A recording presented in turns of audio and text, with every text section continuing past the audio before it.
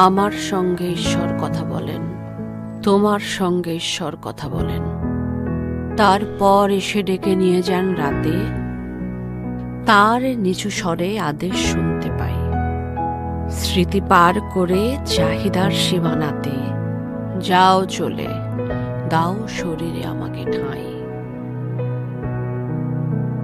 নিজেকে পোড়াও আগুনের মতো রেগে, বড় ছায়া দাও, আমিও খানিক চলি।